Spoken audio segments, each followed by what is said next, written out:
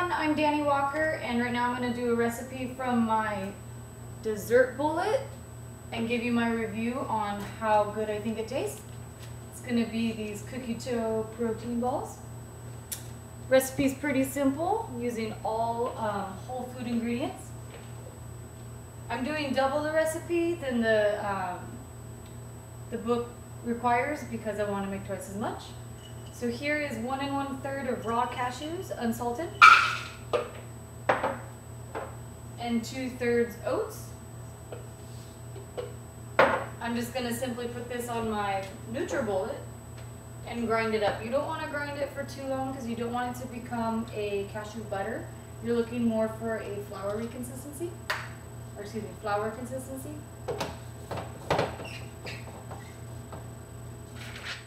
So you might need to unscrew it and shake it around a bit because some of the nuts want to stay at the bottom. At this time I'm going to add a teaspoon of sea salt. Actually I'm just using table salt. I don't have any sea salt on hand. So you might need to do this a couple times and shake it up and then put it back on your food processor.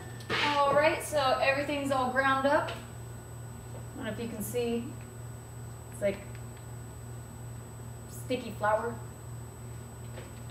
So now we're going to add our vanilla extract and 2 tablespoons of honey.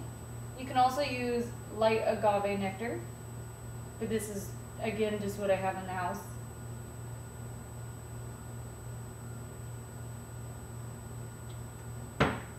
And then it also requires maple syrup, but this is actually dark agave nectar, which is more like a maple syrup in itself. And if I had maple syrup, I would have used it, but again, this is just what I have.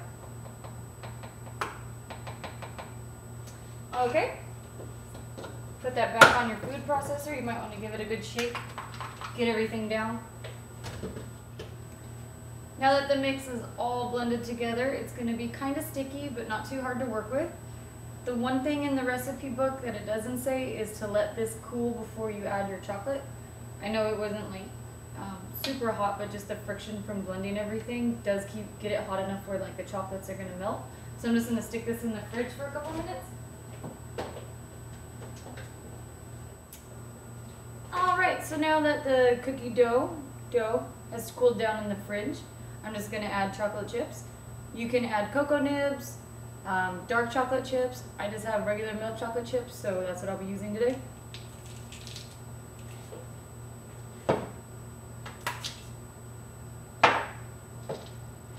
Just stir it in there. Okay, so I've mixed it up and it should look like this, which to me looks exactly like cookie dough. I'm going to take sheets of freezer paper and a plate.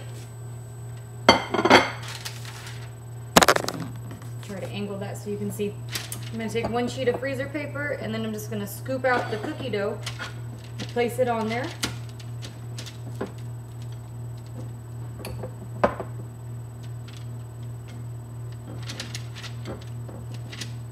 And I'm just going to go and do this layer by layer and stick it in the freezer so that it's not as sticky when I go to chop it up into little cookie dough bites. Okay, so there's just layers of the cookie dough. I'm going to stick them in the freezer. And now for the best part, you get to lick the spoon. Awesome. Alright, just in case I forget to give exact measurements while I'm going through the steps, I did double what the recipe calls for, but the recipe asks for 2/3 of raw cashews unsalted, 1/3 cup of oats, half a teaspoon of salt, a tablespoon of honey, a tablespoon of maple syrup, and 1 teaspoon of vanilla extract. You can choose to use chocolate chips, or there's even vegan chocolate chips that have no dairy in them, or cocoa nibs. Whatever you want. Right, so I just pulled the cookie dough out of the freezer and I'm just chopping them up right here, as you can see. First time I did this recipe, I tried to make little protein balls with them, but the mixture is just so sticky when it first comes out, so it's easier to work with it when it's frozen. So just chop them up, stick them in a bag, keep them in the freezer, and then they're ready to be put on top of ice cream or frozen yogurt whenever you want. Alright you guys, I hope you really enjoyed this recipe. I hope you guys go out and get one of these dessert bullets. They're amazing.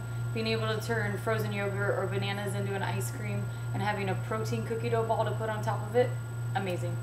Bye!